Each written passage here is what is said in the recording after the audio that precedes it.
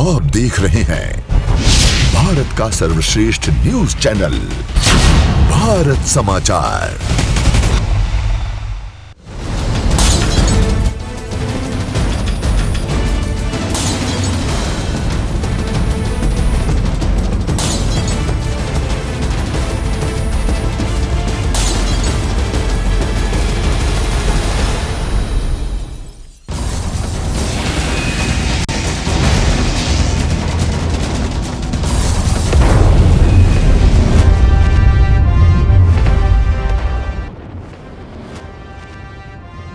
अभिवादन स्वीकार कीजिए ब्रजेश मिश्रा का और आप देखना शुरू कर चुके हैं द डिबेट।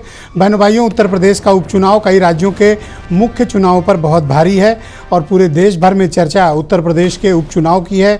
9 सीटों पर यहाँ बाई इलेक्शन है और ख़ास बात यह है कि अब 2.5 दिन बचे हैं। अब जब मैं डिबेट कर रहा हूँ और अब तक नामांकन तो दूर की बात है, सीटों पर सहमति तक भी बीजेपी और समाजवादी पार्टी अपने गठबंधन के सहयोगियों से नहीं बना पाए हैं।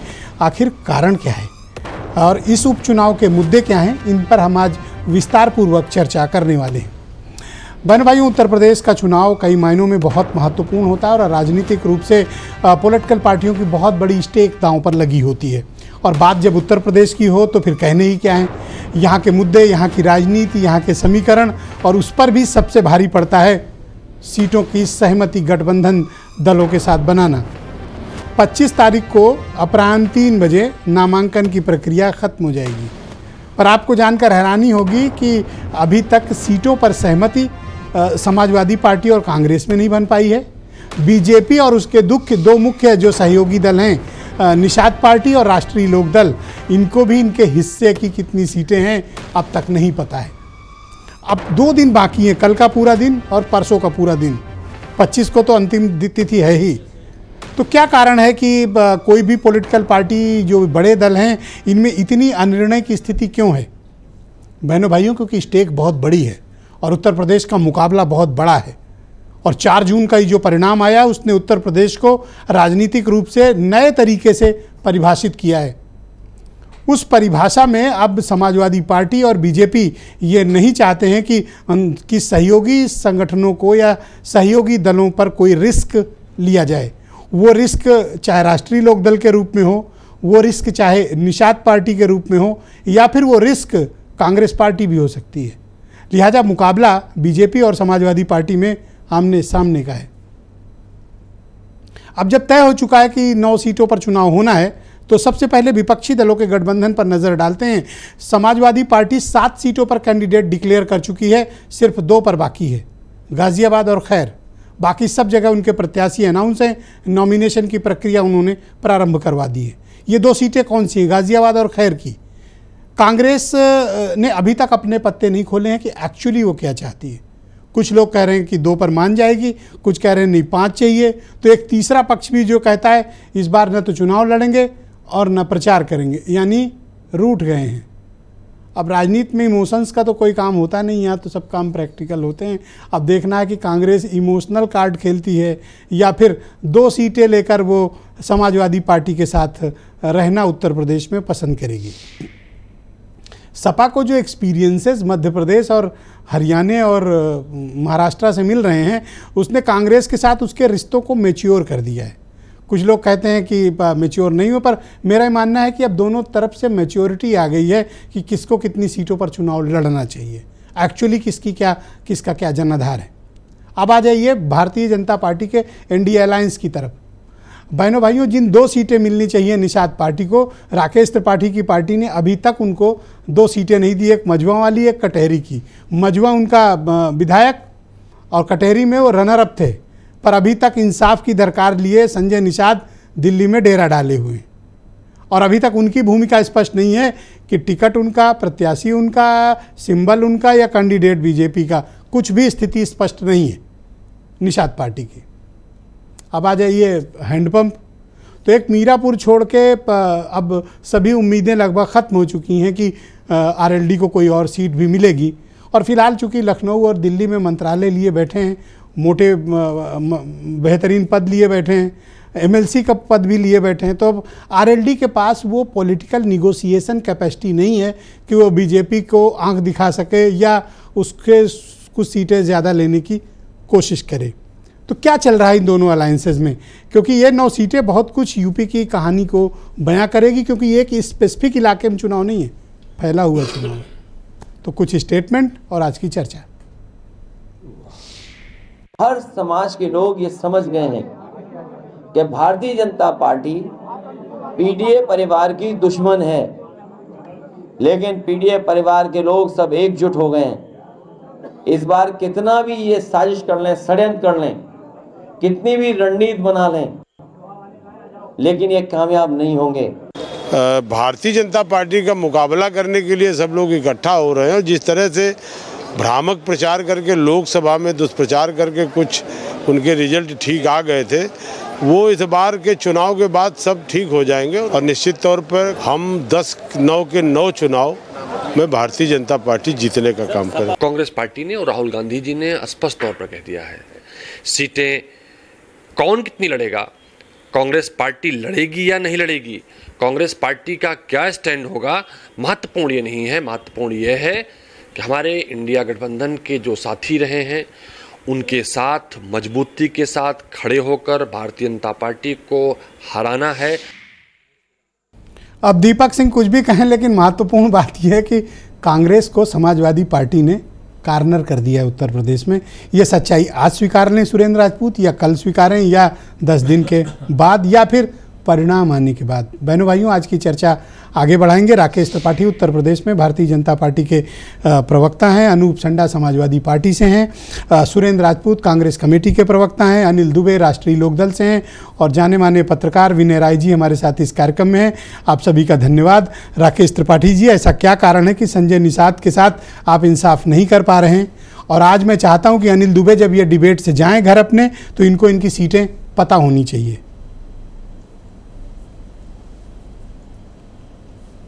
देखिए, भारतीय जनता पार्टी गठबंधन के मामले में बेहद ईमानदार है और लंबे समय तक गठबंधन चलाने की एक track record Bharatiya Janata party का है। भारतीय जनता पार्टी के साथ जो भी सहयोगी दल हैं, अगर किन्हीं कारणों से अगर वो हमसे दूर भी हुए हैं तो फिर लौट कर वापस हमारे साथ आए हैं। भारतीय जनता पार्टी की ट्रस्ट बिल्डिंग अपने पार्टनर्स के साथ और राजनीतिक दलों की तुलनात्मक रूप से ज़्यादा बेहतर है। तो हम आश्वस्त हैं कि भारतीय जनता पार्टी का गठबंधन पूरी मजबूती के साथ राष्ट्रीय जनतांत्रिक गठबंधन के रूप में इन 9 उपचुनाव की सीटों पर भी बिना किसी मतभेद के, बिना किसी खींचतान के एक साथ एकजुट होकर के लड़ेगा। इसको लेकर के किसी प्रकार का कोई मनमुटाव हम लोगों के बीच में नहीं है। जाहिर सी बात है, हर राजनीतिक दल चाहता है कि वो ज़्यादा से ज़्यादा सीटों पर चुनाव लड़े, ज़्यादा से ज़्यादा उसको एक्सपोजर मिले, उसको सिंबल ज़्यादा से ज़्यादा मिल सके। इस बात की डिमांड, इस बात की अपेक्षा हमारे सहयोगी दलों ने भी हमसे रखी है। लेकिन भारतीय जनता पार्टी आश्वस्त कर रही है कि सबका सम्मान सुरक्षित रखते हुए जीत हासिल करना ये हमारे लिए प्रायोरिटी है, क्योंकि 2024 का लोकसभा चुनाव वो परिणाम हमारे लिए अपेक्षित नहीं था। और निश्चित तौर पर हरियाणा में आए हुए परिणाम के बाद आपका ये कहने का तात्पर्य है कि जीत सुनिश्चित करना प्रायोरिटी है आपकी। इस अवसर में हम ज्यादा से ज्यादा सीटें जीत सकें। चूंकि आपकी जीत आपकी प्रायोरिटी है, तो क्या आपको लगता है कि आपके सहयोगी दल, विशेष तौर पर संजय निषाद, आपके लिए मुफीद नहीं हैं, या आपको वो नहीं जिता सकते हैं मझुआ और कटेरी, इस कारण आप उनको इग्नोर कर रहे हैं? और मैंने स्पेसिफिक सवाल किया, लेकिन आपको पता नहीं क्या परहेज है संजय निषाद का नाम लेने में? नहीं, मैं कोई परहेज नहीं है। संजय निषाद जी हमारे वरिष्ठ सहयोगी हैं, उत्तर प्रदेश की सरकार में वरिष्ठ कैबिनेट मंत्री हैं। संजय निषाद जी हमारे साथ पुराने पार्टनर हैं। कोई एक चुनाव में आए हैं और एक चुनाव हमारे साथ लड़े हैं, ऐसा नहीं है। हमारे साथ तो इससे पहले भी चुनाव लड़ चुके हैं, हमारे ट्रस्टेड पार्टनर हैं। हम संजय निषाद जी को बिल्कुल इग्नोर करने का मसला नहीं है।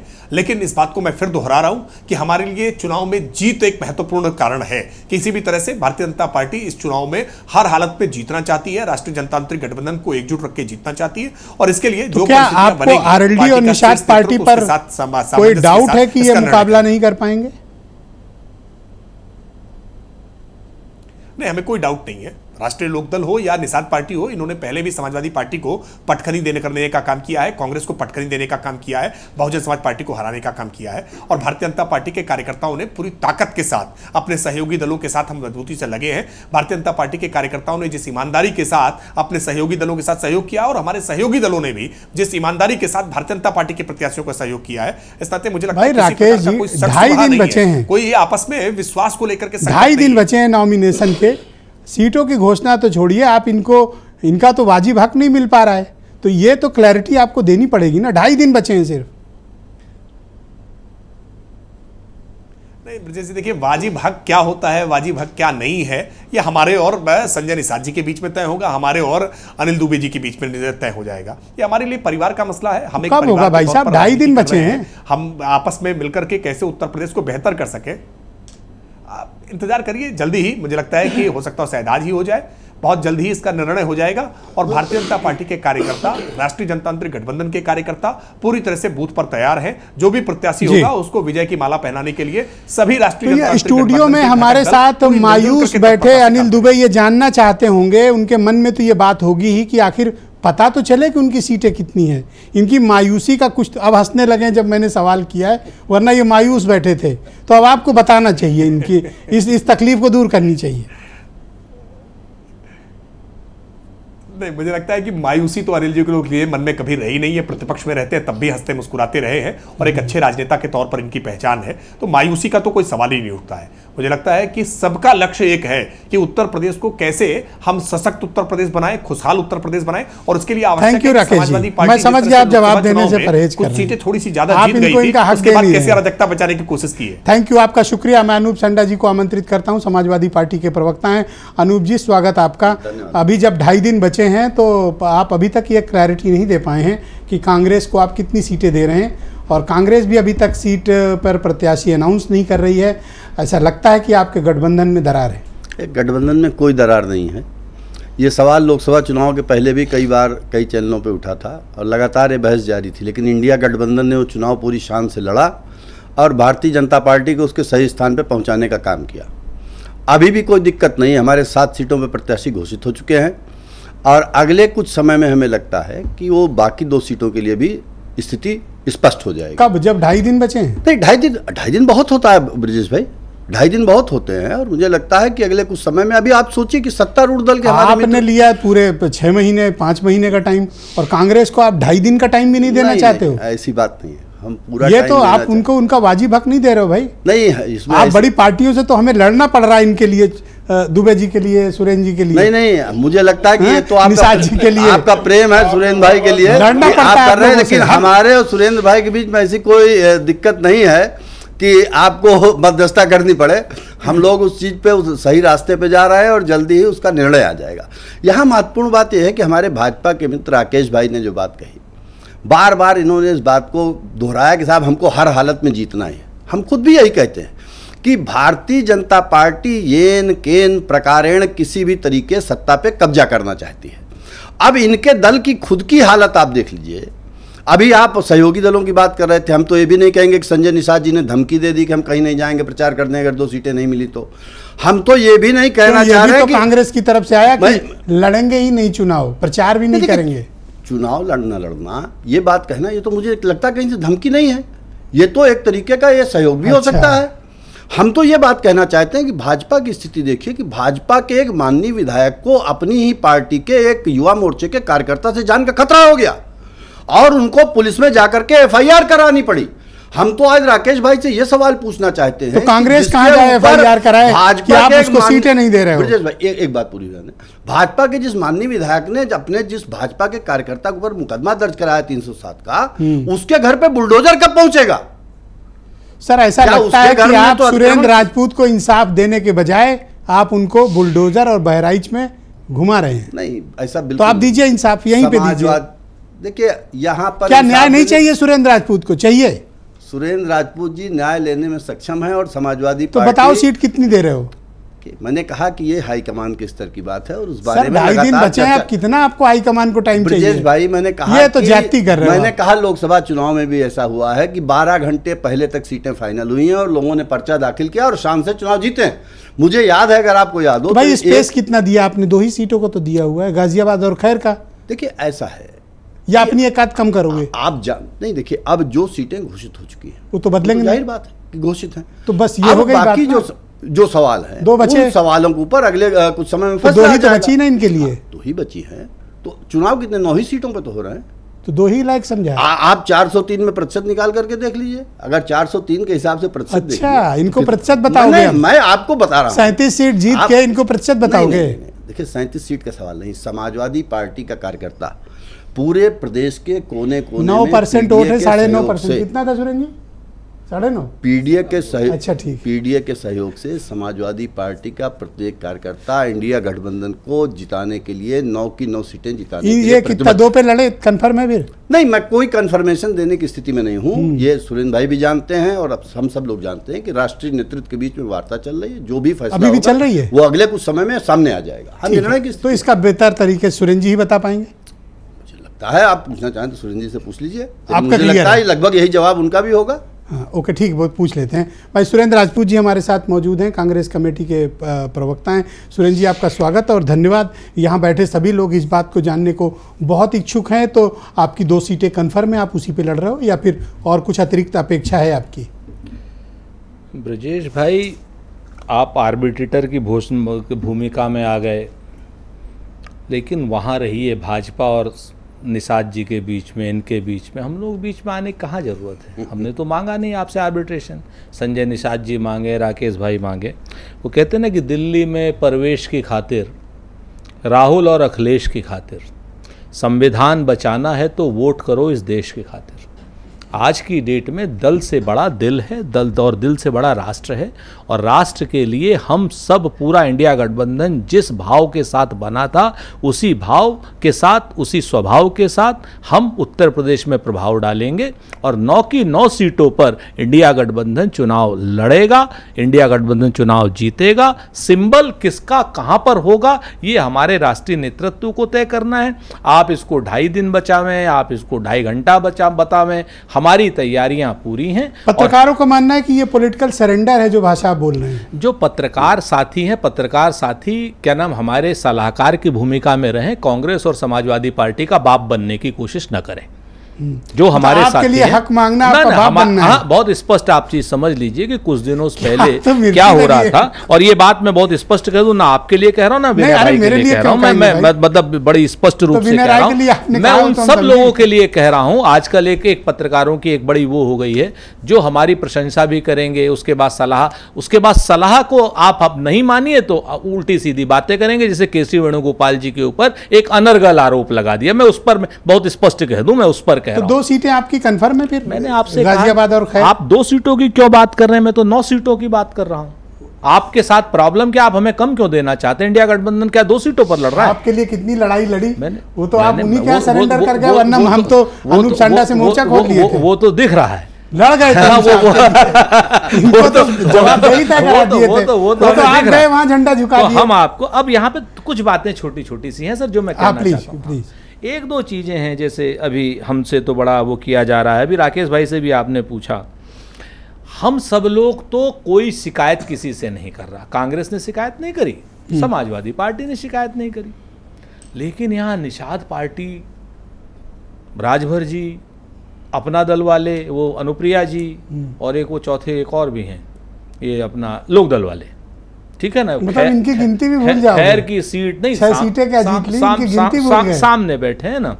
आप हमको बताओ, आज इस तरीके से बेइज्जत करने की बात लोक दल ने 2022 के इलेक्शन में राकेश जी की पार्टी को धूल धूसरित कर दिया था, नाको चने चबवा दिए थे। पश्चिम में कुछ जीते और कुछ इन्होंने वहां पर हराई। आप बात समझिए। लेकिन आज क्या परिस्थिति पैदा कर रहे हैं, किस तरीके से इनको छोटा बता रहे हैं राकेश जी, आपके सामने है। यहां पर हम दोनों लोग हैं, एक दूसरे के साथ हैं, पानी की तरीके से एक हैं, लेकिन राकेश त्रिपाठी चिंता छोड़ के आपको राकेश त्रिपाठी और दुबे जी की चिंता हमें कम है। दुबे जी को तो हम चाहते हैं विधानसभा में या विधान परिषद में पहुंचे, लेकिन राकेश भाई वगैरह नहीं पहुंचाएंगे, क्योंकि ये पहुंचाने में कुछ और लोगों को दे देते हैं। तो हमारा दुबे जी से व्यक्तिगत अपनी जगह पर, लेकिन लोकदल को जिस तरीके से ये छोटा दिखा रहे हैं, वो अपने आप में कि अरे भाई इन्होंने तो पहले भी समाजवादी पार्टी का, राकेश भाई आपकी पार्टी को धूल दूसरित किया, आप ही गाली देते थे कभी, मतलब कौन सी, आप तो खैर सभ्य गालियां देते हैं, आप अरुण राजभर को ही खाली खराब गाली देते हैं। तो हम, लेकिन ये इतना हम जरूर बता दें आपसे, लेकिन जिस तरीके से आरएलडी ने आपको धूल दूसरित किया था, आपका ये सरेंडर, ये समझ में नहीं आ रहा दुनिया की सबसे बड़ी पार्टी का। संजय निषाद के सामने आपका सरेंडर नहीं समझ में आ रहा, आप उसको 1 सीट देंगे, सर ये उसी तरह है जैसे सपा के सामने आपने स्टेटमेंट हमने दिया। कोई नहीं, हमने बहुत, अगर संजय निषाद का स्टेटमेंट दिखा दीजिए आप, हम मान लेंगे। आप दिखाइए संजय निषाद जी का स्टेटमेंट कोई नहीं दिया उन्होंने, ऐसा कि गठबंधन से चले जाएंगे। उन्होंने ये नहीं कहा, उन्होंने कहा भाई जनता वोट नहीं देगी। उन्होंने ये कहा कि बुलडोजर चलाओ तो जनता वोट नहीं देगी, हमको सीट नहीं दोगे तो जनता वोट नहीं देगी। और क्या आप उनको मतलब बुलडोजर से उनका घर गिरवाना चाहते हैं? भाई गोरखपुर के हैं वो। आप मेरी बात, आप किसके लिए इंसाफ मांग रहे हो? हम तो इंसाफ संजय निषाद जी के लिए, अपने लिए नहीं। अपने लिए हमारा इंसाफ है, हम तो 9 की 9 सीट पे लड़ रहे हैं। 2 पे कंफर्म है, 2-9 पे है हमारी पोजीशन 9 की है। 9 लड़ेंगे, भिड़ेंगे और जीतेंगे। खैर में क्या है, तो शेर के सामने अकेला छोड़ देने वाली। आपको 2 चीजों की नहीं हम आपको बता दें एक चीज को, अगर सुन लीजिए, इसको भी जान लीजिए। गाजियाबाद भी हम लोग जीत चुके हैं और सपा भी जीत चुके हैं। बिल्कुल ठीक बात है। आप इस चीज को 2002 में आप जीते थे भाई। ठीक है ना, सपा भी जीती, वहां हम भी जीते। और जिस तरीके से भी राकेश भाई की पार्टी कहती थी ना, अरे अयोध्या हार गए तो कौन बहुत बड़ी बात होगी, पहले भी सपा जीती थी। उससे पहले कहते थे धार्मिक राजधानी पर हमने अवधेश प्रसाद जी ने जीत हासिल करी दलित समाज से। आर्थिक राजधानी पर वर्षा गायकवाड़ ने जीत करी, जो दलित महिला सामान्य सीट है। आपको ये बहुत बड़ी बात है। और क्या नाम, ये राकेश जी की पार्टी इसी तरीके से बात है। Thank you sir. मैं आपके खैर को भी ले लीजिए, अभी थोड़ा सा खैर की सीट भी प्रतिपक्ष की सीट है। इस चीज को गड़बड़ में ना रही। तो लड़ रहे हो? नहीं तो इनको तो दे नहीं रहे ना, हम तो लड़ रहे हैं, हम तो लड़ेंगे, हम तो 9 की 9। लेकिन प्रतिपक्ष में सामने में खाली भाजपा ही लड़ेगी। थोड़ा मैं अनिल दुबे जी को बुलाना चाहता हूं, राष्ट्रीय लोकदल के जनरल सेक्रेटरी और प्रवक्ता हैं। अनिल जी, आपका स्वागत और धन्यवाद हमारे साथ जुड़ने के लिए। ये सुरेंद्र राजपूत आजकल आपकी पैरवी क्यों कर रहे हैं? राजपूत जी की अपने में कुछ बचा नहीं है, आपस की तो पहले अपनी नहीं, ये क्यों बोले इनका कुछ बचा नहीं? मतलब अरे भाई सीटें नहीं मिल रही ना, हमारी सीटों की उनको चिंता है। हमारे यहाँ कोई विवाद ही नहीं है। हमारे यहाँ तो 9 सीटों पे हमको लड़ना है, सिंबल तय हो जाएगा कि सिंबल पे कौन लड़ेगा।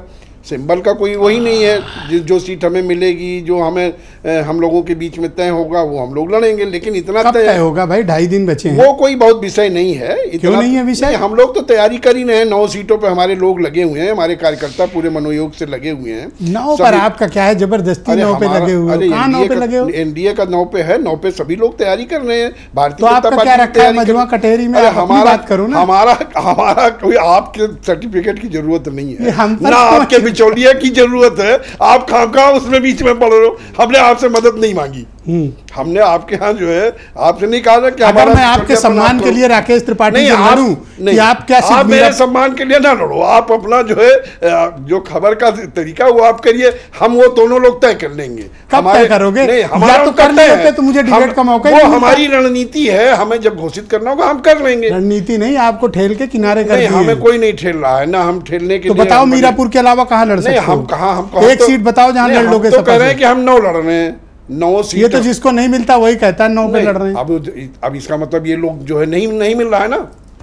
आपका कंफर्म है मीरा? हमें बिल्कुल जो भी मिलेगा हमारा सम्मानजनक रहेगा और हमें हमारे उनके बीच में इसको लेकर कोई विवाद नहीं। तो भाई मीरापुर के अलावा और कहाँ क्लेम बनता है आपका? बताओ तो एक सीट से कह रहे हैं कि आप हमारा कोई क्लेम कराओ। हम उनसे दोनों लोग आपस में तय कर रहे हैं। हमारा जो बात खत्म करो, एक मीरापुर के अलावा कहाँ बनता है आपका? जो हमारा कौन सीट पे लड़ सकते हो बताओ? हमारा क्लेम जो ब्रजेश जी है, हमने उनको बता रखा है। क्या बताया? पता है। अब ये हम यहाँ चैनल पे थोड़े बता देंगे, अभी 1-2 दिन में। नहीं, एक जगह बताओ, कहीं रनर भी रहे हो, कहीं 3rd पोजीशन भी रहे हो, तब तो सीट मांगोगे। अब ये हमारे उनके बीच का फार्मूला है, ये यहाँ चैनल पे बैठ के थोड़े तय करेंगे। इतने दिन से फार्मूला सुलझा क्यों नहीं पा रहे हो? नहीं, वो डिबेट करनी पड़ रही है इस विषय पे। नहीं, वो उत्तर प्रदेश की जनता भी और आपके सम्मान के लिए लड़े हैं। मगर राकेश, हमारे सम्मान की आप चिंता ना करो। हमारा सम्मान हम दोनों लोगों ये क्यों कह रहे हैं सुरेंद्र राजपूत की आप सरेंडर कर रहे हो? राजपूत जी जो है अपना दोनों लोगों का देख ले कि सपा के उनके बीच में क्या हो रहा है। उनको हमारे गठबंधन में पर आपके कैडर में मायूसी है दुबे जी की, आप जो है वो टिकट ही नहीं ला पा रहे हो और आरएलडी का कार्यकर्ता पदाधिकारी परेशान है। नहीं, आरएलडी कार्यकर्ता पूरे 9 सीटों पे प्राण दिए पड़ा है कि 9 सीटें जीतनी है। क्योंकि आज भी हमारे राष्ट्रीय अध्यक्ष ने मुजफ्फरनगर के पश्चिमी उत्तर प्रदेश के प्रमुख लोगों के साथ बैठक की और कहा जाइए तैयारी करिए, सीट हम बता देंगे। सब गए, क्षेत्रों में चले गए। जिस दिन टिकट घोषित कर देना उस दिन ये डायलॉग मारना नहीं, है। हम डायलॉग नहीं मारते। प्राण दिए पड़े हैं, 9 पे 9 लग गए हैं, एक सीट का तो ठौर नहीं बीजेपी बनने दे रही है हम तो आपका। 9 मान रहे हैं अपनी, आप 1 में लगे हुए हो। तो हैंडपंप कहाँ लड़ेगा? नहीं, हैंडपंप जहाँ लड़नी होगी कल तक पता मीरापुर लड़ेगा बस। हो सकता है आज पता चल जाए या कल पता चल जाए, या हो सकता है अंतिम में पता चले। हैंडपंप लड़ेगा ये एक तय सीट है। पे। अब वो कितने पे लड़ेगा ये भी तय है। एक से ज्यादा का स्कोप अब नहीं। ये आप इसके लिए चिंतित ना हो, हम आपको बताएं। धन्यवाद, बहुत शुक्रिया आपका। मैं विनय राय जी को आमंत्रित करता हूं, बहुत ही जाने माने पॉलिटिकल एनालिस्ट और जर्नलिस्ट हैं। विनय राय जी, बहुत स्वागत आपका, धन्यवाद। ये क्या कारण है कि ये बीजेपी और समाजवादी पार्टी अपने सहयोगी दलों की बाह मरोड़ रहे हैं? इस पे मैं देखता हूं कि बीजेपी और समाजवादी पार्टी की एक ही पॉलिसी है, एक ही राह पर हैं और दोनों हाथ मरोड़ रहे हैं अपने सहयोगियों का। देखिए ब्रजेश जी, ना पहले वाली सपा है और ना पहले वाली भाजपा है कि अगर आज समझा जाए कि अकाली के साथ समझौता था और शिवसेना के साथ समझौता था, आज स्थिति क्या है। तो उसी तरीके से वो मुलायम सिंह का दल नहीं है, अखिलेश यादव है, नए विचार नए सोच के साथ चल रहे हैं। अगर हरियाणा में कांग्रेस ने उनका हाथ मरोड़ दिया तो यूपी में उनका हाथ मरोड़ देंगे, क्योंकि हर आदमी को अपनी वजूद के लिए संघर्ष करना है। जैसे अभी अनिल जी ने कहा कि हमको सम्मानजनक स्थिति हमको मिल जाएगी, और थोड़ी देर पहले बोला और बाद में भी बोला कि हम 9 के 9 पे लड़ रहे हैं। तो सम्मानजनक स्थिति से 9 में से निकालनी है, 1 मिलती है या 2 मिलती है। 2 कहाँ मिल पाएगी सर? अब वो इनको तय, इन्होंने कहा 1 मिलेगी मीरापुर बस। वो तो इनको तय करना बता ही रहे कि सम्मानजनक रहेगा, हो सकता है 1 ही सम्मानजनक मानते वही है, उसी पे मानना पड़ेगा। रहा सवाल कि इस राकेश जी ने मुझे पहले ही बताया था एक बार, एक हफ्ते पहले। सबसे बड़ी चीज राकेश जी ने बता दिया तो अच्छी बात है। लेकिन एक चीज मान के चलिए कि उपचुनाव पहली बार इतना चर्चा के विषय में है, वरना ये मान लिया जाता था उपचुनाव कभी भी विपक्ष भी मान के चलता था कि ठीक है वर्कर अपने उनको सहेजना है, लेकिन सरकार का ही उपचुनाव है। लेकिन जिस तरह से परिस्थितियां बदली हैं और इस समय गवर्नमेंट का ज़्यादा दाव पर लगा है, क्योंकि जीत गए अगर तो सत्ता दल भारी दल है, उन्होंने तो भाई अपना मसल पावर का यूज किया और चुनाव जीत गए। लेकिन हार गए तब क्या होगा? आपको मैं पुरानी ज़्यादा दूर नहीं ले जाऊँगा। सपा का जब विपक्ष में थी और बसपा की जब सरकार थी तो हैदरगढ़ की सीट अरविंद सिंह गोप ने जीती थी, और उस एक जीत ने कहा कि सपा के बांधी आगे लगता है सामान्य चुनाव सपा निकाल लेगी, और चुनाव जब हुआ आम चुनाव तो लगभग वही इंडिकेशन निकल कर आए थे। आज की जो परिस्थिति है, खास तौर से मैं कहूँगा कि जब पार्टी के अंदर की जो रार होती है, अब सड़क पे आती है, तब पत्रकारों को या आप जैसे बुद्धिजीवियों को चर्चा करनी पड़ती है। कोई आप उसमें समझौता कराने के लिए, आप मध्यस्थता के लिए आर्बिट्रेटर नहीं है, लेकिन आपको भी जनता के सामने कुछ न कुछ परोसना है, वरना अकेले आप फैसला सुना देते। हर दल के लोगों को बैठा के ये लोग कितना खिसियाए हुए हैं दोनों पक्ष। नहीं देखिए, सुरेंद्र जी ने एक बात अच्छी बोली। सुरेंद्र जी ने एक बात कही नहीं कही कि हम सम्मान की लड़ाई लड़, उन्होंने कहा कि हम 9 पे 9 हैं और हमारे में कोई रार नहीं है। हम अगर 9 नहीं लड़ते हैं, अपने दल के सिंबल की बात कर रहा हूँ, तब भी हमारा इंडिया गठबंधन लड़ रहा है। लेकिन अनिल जी ने एक बात जरूर कही कि हमको सम्मानजनक सीट मिल जाएगी, तो उनकी उम्मीदें भी जिंदा हैं। लेकिन सवाल यही है कि जब बड़े 2 लोग बात कर रहे हों तो न तो अनूप जी बोलने की स्थिति में, न अनिल जी बोलने की स्थिति में, न सुरेंद्र जी बोलने की स्थिति में है। लेकिन अभी इसके बाद भी महाराष्ट्र का चुनाव होना है, वहाँ के भी टिकटें घोषित हो रही हैं। तो इसलिए हमें नहीं लगता कि छोटी छोटी बातों से बड़ी पार्टियां अपने को भटकाने की कोशिश करेंगी।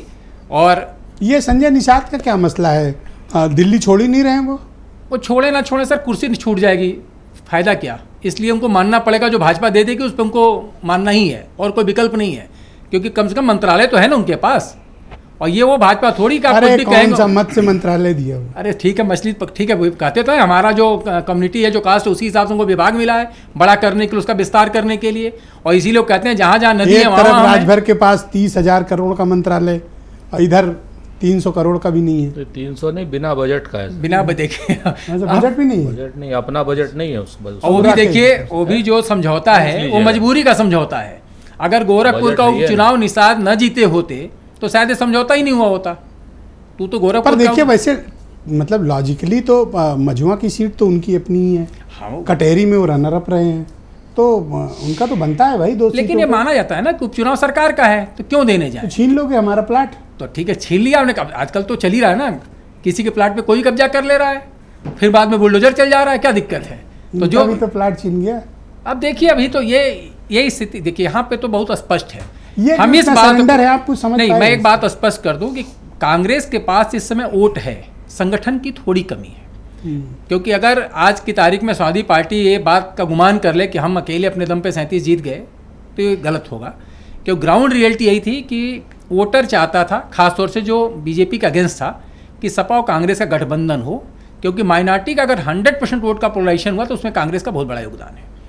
आज की तारीख में अगर सुरेंद्र राजपूत जी या इनकी पार्टी ये सोचती है कि 1-2 सीट के झगड़े में नहीं पड़ना है, क्योंकि अभी बड़ा लक्ष्य लेके चलना है, तो मुझे लगता है कि गलत नहीं है। 1 सीट के चक्कर में कहीं ऐसा न हो बिला वजह 2 हाईकमान आपस में भिड़ जाए और स्थिति खराब हो जाए और बड़ा उद्देश्य आप पाने से वंचित रह जाए। तो पर अगर आज दबा ले गई समाजवादी पार्टी तो फिर तो इनको हमेशा दबना पड़ेगा। नहीं, समझा ले गई, दबाना नहीं कहेंगे, हो सकता है समझा ले जाए कि आप हमको कॉर्नर कर दिया, इसको ये भी कह सकते हैं। अगर देखिए अब ये काम तो समझाना तो थोड़ा सा मतलब इज्जतदार शब्द दिया नहीं है, क्योंकि अभी देखिए, अभी जब शपथ ग्रहण हुआ जम्मू कश्मीर में तो वहाँ पर राहुल गांधी, प्रियंका गांधी, अखिलेश जी सब लोग साथ साथ विराजमान थे। तो मेरा मत है कि आप समझाना ज़्यादा आसान है, इस समय इसको छीन लेना, झपट लेना ये अपोजिशन की भाषा हो जाएगी। और सही बात है, जब नहीं मिलेगा तो हम लोग भी समीक्षा ही करेंगे। ऐसा तो नहीं कि ये लोग इसलिए कर रहे हो कि मुकाबला बीजेपी का आमने और सपा का आमने सामने है, इस कारण ये नहीं चाहते हैं कि सहयोगी दलों की ज़्यादा भूमिका हो? देखिए, अगर सीटें नहीं मिली और परिणाम हक में आया, चाहे अगर मान ली सपा अच्छा कर गई तो कांग्रेस कहेगी मेरे समर्थन का परिणाम था कि सीटें अच्छी आईं। अगर दुर्भाग्य से सीटें खराब हो गई तो यही कांग्रेस कहेगी कि उनको ज़्यादा घमंड था, हमको सीटें दिए होते तो शायद परिणाम कुछ और होता। ठीक यही चीज़ भाजपा पर लागू होता है, आरएलडी के पास भी वही चीज़ें, अगर कहेंगे कि हमको पहले से अगर मौका दिए होते तो सही संदेश पूरे प्रदेश में जाता, लेकिन देर में फैसला हुआ, इसलिए वर्करों में कन्फ्यूजन था और जनता को भी लगा कि जब आपस में अभी लड़ रहे हैं तो आगे क्या करेंगे। गिफ्ट में 2 पार्लियामेंट की सीट दे दी, दिल्ली और लखनऊ में मंत्रालय दे दिया, एमएलसी दे दी, और क्या करे बीजेपी, जान दे दे इनके लिए? अब देखिए, इनको तो चाहिए, हर समय तो चाहिए। देखिए क्या करे बीजेपी? विजय जी, आप भी जानते हैं राजनीतिक समझौता कोई खुशी खुशी नहीं होता, मजबूरी में ही होता है। आरएलडी के पास अगर दम न होता चाहिए नहीं, आरएलडी देखिए, आरएलडी के बारे में पूरा मत कभी सुखोन वैसे भी मैं बताऊं थोड़ा सा दिल्ली के क्या बोला, 1 सेकंड कुछ कहा, ये सूप का भी सुखोन इनसे देखा नहीं जाता। नहीं, वैसे मैं बताऊं, दिल्ली के जो जर्नलिस्ट सीनियर थे वो एक समय में कहा करते सत्ता जिधर चौधरी साहब उधर, जब बड़े चौधरी साहब थे। लेकिन मेरा मत इतना ही है कि अगर आरएलडी के पास दम न होता तो बीजेपी हाथी क्यों मिलाती? नहीं, दम तो है, दम है। अब ये देखना है कि इस 9 सीटों के लिए दम दिखा पाते हैं या नहीं दिखा पाते हैं, कितने सीटों पे दम को एक्सेप्ट करते हैं, ये देखना बाकी है। ऑलराइट विनय जी, शुक्रिया, हमारे साथ बने रहिएगा। बहनों भाइयों, इस डिबेट का दूसरा चरण प्रारंभ करते हैं। राकेश त्रिपाठी भारतीय जनता पार्टी के प्रवक्ता हैं, मेरे साथ मौजूद हैं। त्रिपाठी जी, अब तो मतलब स्थिति स्पष्ट है, वो ठीक है कि अनिल दुबे जितना पा गए हैं उसी से संतोष कर रहे हैं और करना ही पड़ेगा। निषाद जी की भी भूमिका स्पष्ट नहीं। आप ये मानते हैं कि इस बार क्या लड़ाई आपके लिए बहुत टफ है, क्योंकि आप खुद कह रहे थे 4 जून के जो परिणाम थे वो बड़े अप्रत्याशित थे और कैसे भी इस उपचुनाव को जीतना है? ये कैसे भी से आपका क्या मतलब था? एक तो पहले मैं विनय जी की टिप्पणी पर टिप्पणी जरूर करूंगा। बहुत सीनियर जर्नलिस्ट हैं और सुरेंद्र राजपूत जी के बगल बैठे हुए हैं। हाँ। बहुत आसानी से उन्होंने मरहम लगाया सुरेंद्र राजपूत जी की बौखलाहट पर, क्योंकि सुरेंद्र राजपूत जी ने कई आपत्तिजनक शब्द कहे। देखिए कितना गुस्सा आक्रोश था उनके भीतर। उन्होंने कहा कि कोई आर्बिट्रेटर बनने की कोशिश ना करे, मीडिया हमारा बाप बनने की कोशिश ना करे। ये शब्द बता रहे थे कि कितना आक्रोश उनके भीतर है।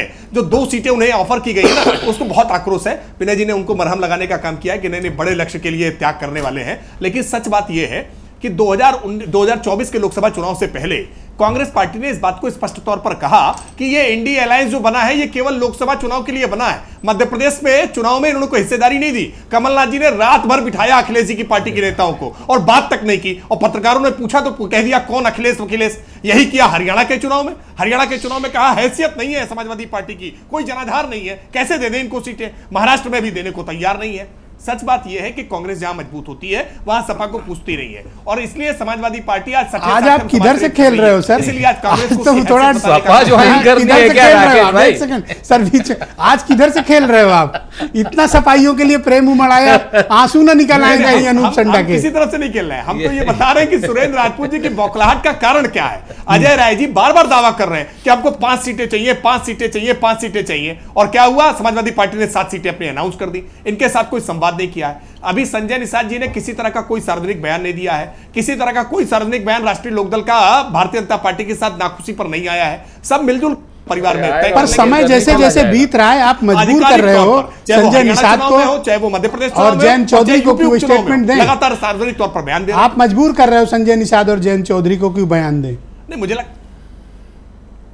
नहीं, बिल्कुल नहीं देंगे, बिल्कुल नहीं देंगे। कोई पहला चुनाव संजय निषाद जी हमारे साथ नहीं लड़ रहे हैं। 19 का चुनाव लड़े हैं, 22 का चुनाव लड़े हैं, 24 का चुनाव लड़े हैं। भारतीय जनता पार्टी के ट्रस्टेड अलायंस पार्टनर हैं। किसी तरह का कोई मनमुटाव भारतीय जनता पार्टी के साथ नहीं है। हम पूरी एकजुटता के साथ इस चुनाव पर ऐसा क्यों प्रतीत हो रहा है कि इस उपचुनाव को लेकर हर हालत में जीतेंगे? रूलिंग पार्टी यानी बीजेपी बहुत दबाव में है।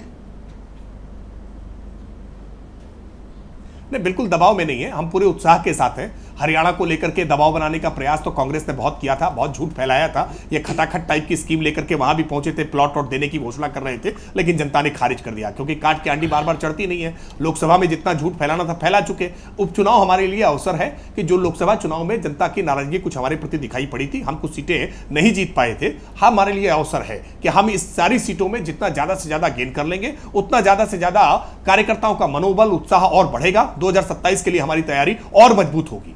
तो ये माने कि भी ये 9 सीट यूपी के लिए मैंडेट होगा आपका? नहीं, निश्चित तौर पे हम तो हर चुनाव को बहुत महत्वपूर्ण मानते हैं। कोई उपचुनाव हो, कोई चुनाव हो, यूपी का मैंडेट होगा, पंचायत हो, निकाय हो, कोई भी चुनाव हो, हर चुनाव को गंभीरता से लेते हैं। यूपी का मैंडेट होगा 9 सीट, तैयार हैं? नहीं, हम यूपी का एंड मैंडेट नहीं मानते। ये हर सीट के अपने समीकरण, मैंडेट भी नहीं मानते, बाई इलेक्शन के अपने सर मान लेना चाहिए। ये 9 सीट पूरे यूपी भर में फैली हैं, इससे डिसाइड हो जाएगा कि किसकी क्या पॉलिटिकल स्ट्रेंथ है। नहीं, ये कोई हांडी के चावल नहीं है कि एक दाने से पता चल जाएगा चावल पक गए हैं। हर सीट के अपने समीकरण होते हैं। उसके बावजूद हम कह रहे हैं कि हमारे लिए हर चुनाव महत्वपूर्ण होता है, हर चुनाव को पूरी महत्ता के साथ ही हम लड़ रहे हैं। नहीं, मैं इसलिए कह रहा हूं ताकि फिर से कोई संजय निषाद, फिर से कोई जयंत चौधरी आप पर दबाव न बनाने पाए, इसलिए मतलब आपको ये मैंडेट मानना चाहिए। आपकी आवाज साफ नहीं आ पा रही है। ठीक बात है सर, बाकी सवाल तो ठीक मिले, यही वाला जवाब। शुक्रिया, हमारे साथ प्लीज बने रहिएगा। मैं आपके करीबी दोस्त सुरेंद्र राजपूत को भी डिबेट में बुलाऊंगा। मैं अनूप संडा जी को आमंत्रित करता हूं। अनूप जी, ये दिखाता है कि रिश्तों में कुछ असहजता तो है, क्योंकि सुरेंद्र राजपूत के अंदर का जो एग्रेशन है, तीव्र विरोध है और अंदर की जो भाषा है, उससे ये स्पष्ट प्रतीत हो रहा है कि कुछ असहज हैं आपके साथ और गठबंधन में कुछ परेशानी है। नहीं, सुरेंद्र जी और बिना कंसल्ट किए आपने सीट घोषित की। सुरेंद्र जी और कांग्रेस पार्टी बिल्कुल भी असहज नहीं है। उससे ज़्यादा वो असहज इसलिए हैं, आक्रामक इसलिए हैं कि उनको लग रहा है कि हमारी आपस की बात है, हम एक दूसरे के लिए कुर्बानी देने को तैयार हैं, चुनाव जीतने को तैयार हैं, भाजपा को प्रदेश में उसका सही स्थान दिला पे पहुंचाना चाहते हैं। ये कुर्बानी कहाँ से आ गई? नहीं, कुर्बानी से किसकी कुर्बानी चाहते हो? मैं कह रहा हूँ कि किसकी कुर्बानी चाह रहे हो? नहीं, आप मेरी बात सुनिए। ना, कुर्बानी क्लैरिटी दो।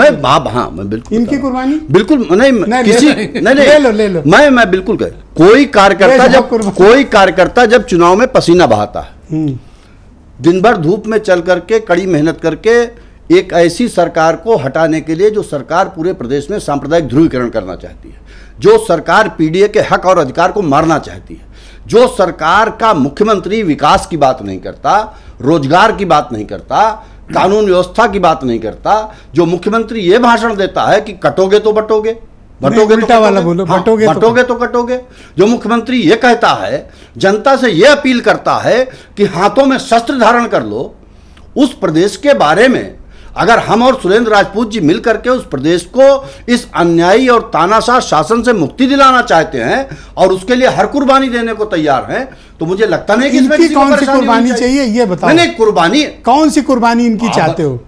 नहीं, क्या 2 सीटों पर कुर्बानी तो मैंने कहा नहीं। किसकी कुर्बानी चाहते हो? मैंने कुर्बानी एक आध अपने यहाँ भी देते कुर्बानी। देखिए ब्रजेश जी, जब कार्यकर्ता क्षेत्र में जाता है चुनाव में, धूप में दौड़ता है, अब वो डायलॉग रिपीट ना करो। इनकी कुर्बानी चाहिए तो बताओ। नहीं, ये बिल्कुल आप चीजों को थोड़ा गलत तरीके से ले रहे हैं। मैं शायद समझा नहीं पा रहा हूँ अपनी बात आपको। नहीं, खूब समझा रहे हो और इनकी कुर्बानी भी चाहिए, लेकिन सब जनता समझ रही है। मेरा ये कहना है, आज तो सिंपैथी है सबको सुरेंद्र जी के साथ। जो सरकार पूरे प्रदेश में दावा करती थी कि हमने इतना विनिवेश ला दिया, आज वो सरकार इन्वेस्टर समिट तक नहीं कर पा रही है। क्यों बात नहीं कर रहे हैं विकास की?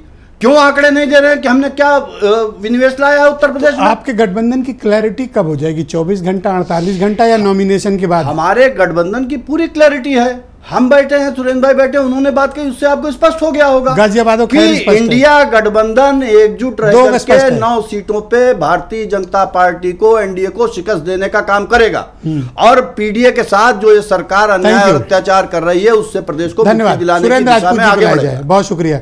तो सुरेंद्र जी, मतलब ये तो कन्फर्म है, जिस तरह से राकेश त्रिपाठी जी के पास भी सूचना है कि आप 2 सीटों पर लड़ रहे हैं और आज तो सिंपैथी भी उनकी अलग ही दिख रही है, तो ये कंफर्म कर दें हम लोग कि 2 सीट पर लड़ रहे हैं आप?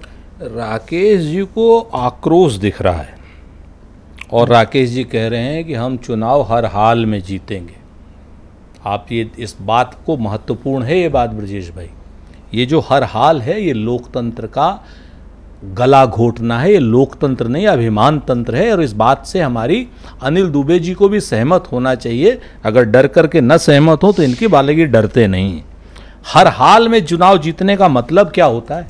एक बात बताइए, लोकतंत्र में हर हाल में आप डंडा चलाएंगे, लाठी चलाएंगे, दंगा कराएंगे, फसाद कराएंगे, लोगों को मरवाएंगे, जैसे बहराइच में आप करा रहे हैं। और बहराइच में तो ये बड़ा आक्रोश की बात कर रहे थे। सुरेश्वर सिंह को है आक्रोश, इन्हीं के विधायक है, कह रहे हैं कि भैया मेरे बेटे की हत्या करा रही है भाजपा। भाजपा के नेता मेरे और मेरे बेटे की हत्या करवा रहे हैं, इसीलिए पथराव किए थे, एफआईआर किए, हम नहीं किए। ठीक है कि नहीं? तो आक्रोश इनके यहाँ है। और राकेश त्रिपाठी जी को मैं चेतावनी देना चाहता हूं कि हर हाल, उन्होंने कहा कि हर हाल में जीतेंगे। चेतावनी किस बात? चेतावनी ये इस बात की है राकेश जी को कि अगर आप हर हाल की बात करेंगे, सुनिए ना सर एक मिनट, ये चेतावनी है कि हर हाल का मतलब अगर आप लोकतंत्र का गला घोटेंगे, जनतंत्र का गला घोटेंगे, बहुदलीय व्यवस्था का गला घोटेंगे, दंगा कराएंगे, फसाद कराएंगे, या आप इस तरीके के पुलिस प्रशासन से अपने आप का बहुत अतिशय कराएंगे, तो एक चीज जान लीजिए, जनता है, सब जानती है, आपको भी कायदे से जवाब देगी। इस चीज को पर राकेश त्रिपाठी ने एक और फिक्रमंदी व्यक्त की कि आपने तो समाजवादी पार्टी के साथ बड़ा गलत किया और उनकी बड़ी खासी सिंपैथी थी, तो आपने क्यों की ज्यादती समाजवादी पार्टी? नहीं, अब देखिए फिर वही बात आ जाती है कि आप, ये भारतीय जनता पार्टी की बड़ी पुरानी आदत है कि आप इनसे पूछिए कि भैया इस मोबाइल का दाम क्या है, ये कहेंगे कि नहीं दाम तो पाकिस्तान में लगता था, अफगानिस्तान में लगता था, श्रीलंका में लगता था, अर्जेंटीना में लगता था, दाम तो आलू का होता है, केले का होता है। मुद्दे की बात नहीं करेंगे। आज की डेट में हमको हमारा खूबी होती है, हमको हमारा इतिहास, हाँ ये तो वकील है ना, आप बताइए, आप वकील बन रहे थे, ओरिजिनल वकील है ये। तो आप नहीं सर, मैं तो आर्बिट्रेटर भी नहीं हूं, मैं तो किसी तो पार्टी का बाप मूल रूप से नहीं है कुछ, मैं आपको बताऊं, मैं अपनी बात पे कायम। ये जो मूल रूप से विषयांतर करने की आदत है, अरे भाई हमारी अखिलेश जी की बात है, हमने तो नहीं कहा कि पीडीपी को आपने 4.5 साल तक उसको दुहा और उसके बाद उसको छोड़ दिया, वो हो गई देशद्रोही पार्टी। हमने तो आपसे नहीं कहा कि ओम प्रकाश राजभर जिसने आपको माँ बहन की गाली और व्यक्तिगत रूप से आपका झगड़ा हुआ था, हमने तो ये नहीं कहा कि आपने उसको दोबारा क्यों ले लिया। हमने तो ये नहीं कहा कि जिस संजय निषाद के बेटे ने गोरखपुर की सीट 2018 में आपकी छाती पर, सर अब 30 सेकंड और दीजिए, तो आपकी छाती पर मूंग दल करके जीती थी, उसके ऊपर आप सरेंडर हुए, जाकर के पैर छुए आप लोगों ने। और जो संजय निषाद जी अयोध्या की क्या क्या बात कर रहे थे, हमने तो ये कौन सी कुर्बानी हमने तो राजनीति में लोकतंत्र को, बहुदलीय व्यवस्था को बचाने के लिए, जनतंत्र को बचाने के लिए कांग्रेस पार्टी हो या समाजवादी पार्टी हो, कुर्बानियां देती रही हैं, आगे भी कुर्बानियां देंगी। ये मांग रहे हैं कुर्बानी? नहीं, मैंने तो कहा ना कि कुर्बानियां सब लोग, क्योंकि लोकतंत्र को बचाना है, कुर्बानी तो आपको भी देनी पड़ेगी, इनको भी देनी पड़ेगी। वो बैठे राकेश त्रिपाठी को नहीं देनी? राकेश त्रिपाठी राकेश जी सत्ता के अभिमान में, ये इनको कुर्बानी नहीं देनी? तो ये तो अपने नेता के लिए कुर्बानी दे रहे हैं, इससे ज्यादा हम कुछ नहीं बोलेंगे। लेकिन इनको थोड़ा सा अनूप संडा को कुर्बानी ऑन एयर नहीं मांगनी चाहिए, बंद कमरे में मांगनी चाहिए कुर्बानी। तो अब आज की डेट में कुर्बानियों की, आपकी डेट में कुर्बानियों की बात हम राकेश जी से करें, 60,000 करोड़ के आरोपी डिप्टी मंत्री, डिप्टी चीफ मिनिस्टर, खजाना। थोड़ा सर वक्त कम है, आप 30 की बजाय आप ज्यादा ले लिए, थोड़ा सब्र करें। आप ही कह रहे हैं, बहुत शुक्रिया। अनिल दुबे, आपके मित्र को बुला लें। हम लोग यूपी में करिए सर, अरे बिल्कुल सर, बिल्कुल। ऑलराइट दुबे जी, इनसे कहिए दिल से बोले। क्यों, क्या अभी क्या कहीं दिमाग से बोल रहे थे? बोलो दुबे। हाँ, ये क्या बीजेपी तो आपकी कुर्बानी ले रही है, खुली बात है। कहा वो हमसे कुर्बानी मांग रहे हैं, हम दोनों लोग एक दूसरे के लिए कुर्बानी दे रहे हैं। दे रहे हो? हम बिल्कुल देंगे। ये देखिए, दल को बढ़ाने के लिए, एक दूसरे के लिए देंगे। गठबंधन को जिताना है, गठबंधन को मजबूत करना है, ये तो उसमें तो क्लियर हो गया। हम तो गठबंधन जिताना तो एक सीट पे लड़ना है, बात अब वो कितनी पे लड़ेंगे वो तो चलो तय हो जाएगा, वो तो नेताओं का काम है, वो हम आप क्यों करें यहाँ पे, तो नेता हमारे तय कर लेंगे, जो बता देंगे, ठीक है। क्या शिकंजा ज्यादा मजबूत है क्या? नहीं, कोई शिकंजा नहीं है। जैसे आज बैठक हुई आज मुजफ्फरनगर के लोगों को बुलाया, पश्चिमी उत्तर प्रदेश के लोगों को बुलाया, चौधरी साहब ने बुलाया और कहा जाइए तैयारी करिए मीरापुर में, जो भी उम्मीदवार जाएगा। मुजफ्फरनगर मतलब मीरापुर वालों ने बुलाया, गाजियाबाद बुलाया, पश्चिमी उत्तर प्रदेश के लोग भी थे। मैंने कहा अभी क्या कह रहे थे मुजफ्फरनगर, अब जब पकड़ गए तो कह रहे नहीं हम पश्चिम। नहीं, हमने कहा तो कि पश्चिमी उत्तर प्रदेश के लोगों को बुलाया। मुजफ्फरनगर के लोगों को बोला है, पश्चिमी उत्तर प्रदेश के लोगों को बोला। नहीं उनको करने दीजिए, ठीक। अब वो तो सभी का जबरदस्ती आर्बिट्रेशन मुकदमा सुनते हैं। जबरदस्ती सुनते हैं? हाँ। ये कौन सी बात मतलब बगैर दाखिल किए। ब्रजेश जी को कहना चाहिए तुम जो इतना मुस्कुरा रहे हो क्या है, गम जो छिपा रहे हो। ये स्वतः संज्ञान ले लेते हैं। मतलब इनके इंसाफ के लिए, इनके हक के लिए लड़ना स्वतः संज्ञान लेते हैं। नहीं, एक अच्छे पत्रकार का शुक्रिया आपका। विनय राय जी को स्क्रीन पे लाया जाए। विनय जी, आप मुझे बताइए कि इस बार उपचुनाव में मुद्दे क्या रहेंगे? क्या संविधान आरक्षण वाला मुद्दा अब थोड़ा कम प्रभावी हुआ है और पीडीए वाला अखिलेश यादव चलाने की कोशिश कर रहे हैं? और चुनाव के बाद से योगी जी एक नारा लाए हैं, बटोगे तो कटोगे। बस ये चलेगा? ये नहीं, आरक्षण का मुद्दा इस बार चुनाव में नहीं रहेगा, उपचुनाव के। हाँ, जबकि एक लाइन सेट किया है उत्तर प्रदेश के मुख्यमंत्री ने जो कि बटोगे तो कटोगे, ये लाइन तो ज़मीन पर उतर चुकी है और भारतीय जनता पार्टी के लिए एक तरह से मुफीद भी है। खासतौर से अगर हम लोग जब से सक्रिय पॉलिटिक्स को देख रहे हैं 89 से, चाहे वो रथ यात्रा लेकर अडवाणी निकले तब से ये चीज़ें रही हैं। लेकिन सबसे बड़ी चीज़ है कि भारतीय जनता पार्टी को वर्तमान समय में कानून व्यवस्था डेवलपमेंट को 7 साल की सरकार, इस पर मुद्दे को बनाकर चुनाव लड़ना चाहिए। लेकिन जिस तरह का लोकसभा का परिणाम आया है, सबको पता है कि विकास धरा का धरा रह जाता है जाति समीकरण जब हावी होते हैं। तो इसलिए जाति को कैसे एकजुट किया जाए, तो एक स्ट्रेटजी हो सकती है कि हिंदुओं को जो जाति में बटे हैं, कहीं यादव चले जा रहे हैं, कहीं कुर्मी चले जा रहे हैं, कहीं निषाद, कहीं राजभर, तो उनको कम से कम धर्म के नाम पर एकजुट कर लिया जाए। लेकिन इतना मान के चलिए कि परिणाम अगर भारतीय जनता पार्टी के हक में आए तब तो ठीक है, वरना उत्तर प्रदेश में 10-12 दिन हम लोग को इस बात पे चर्चा करनी पड़ेगी कि जो खराब जनादेश आया किस लिए आया, इसके लिए जिम्मेदार कौन है। अच्छा, अगर समाजवादी पार्टी की लिस्ट को अगर आप देखें तो आप ये पाएंगे कि उसमें पिछड़ा, दलित और मुस्लिम कम्युनिटी, इनके लोगों को ज़्यादातर टिकट इन्हीं के हैं। बीजेपी की तो सूची आई नहीं। तो समाजवादी पार्टी उसी कोर वोट पर फोकस कर रही है जिसके दम पर वो 37 जीत कराए हैं, या वो कोई प्रयोग करेंगे? नहीं, देखिए, प्रयोग है। सबको लग रहा था कि विधानसभा में प्रतिपक्ष के नेता हो सकता है कि शिवपाल सिंह यादव बन जाए, लेकिन उन्होंने सीधे माता प्रसाद पांडे जी को बना दिया, क्योंकि उनको पता है कि यादव मुस्लिम तो एकजुट है। जो कैंडिडेट चुनाव लड़ने जाएगा, जिस कम्युनिटी का होगा, हो सकता है अपने कम्युनिटी का कुछ वोट वो सही है, लेकिन साथ साथ और एडिशनल वोट हम क्या ले आ पाएँ। जैसे भारतीय जनता पार्टी कोशिश कर रही है कि हम किस तरीके से सपा के या कांग्रेस को वोट बैंक में सेंध लगाएं, सेम स्ट्रेटजी एक तरह से हम कह सकते हैं इंडिया गठबंधन का भी है कि वो भारतीय जनता पार्टी को उपचुनाव में शिकस्त देना चाहते हैं। क्योंकि अगर वो उपचुनाव में हरा ले गए, खासतौर से क्योंकि 50-50 का मामला है, अभी तो 9 सीट पे ही चुनाव हो रहा है, लेकिन अगर पूरा देखा जाए तो 50-50 है। अगर वो 50 मेंटेन कर गए तब भी इंडिया की जीत है, और अगर कहीं 1-2 ज़्यादा जीत गए तो उनके लिए कहने को हो जाएगा कि तानाशाही सरकार के खिलाफ और लाख जो होता है दमंगई करके लड़े, उसके बाद भी हम विपक्ष अपना पैर जमाने में उत्तर प्रदेश में कामयाब रहा, हमारी सरकार आने जा रही है। और साथ ही जो उत्तर प्रदेश की सियासत में भारतीय जनता पार्टी के अंदर आजकल इंटरनल फाइट चल रही है, उसमें एक नई चर्चा शुरू हो जाएगी कि आखिरकार परिणाम इतने खराब क्यों आए। अच्छा, 2-3 कम्युनिटी हैं, उनका वोटिंग पैटर्न लोकसभा वाला रहेगा या परिवर्तन आएगा? पहला कुर्मी, दूसरा निषाद राजभर, चौथा कुशवाहा मतलब मौर्य।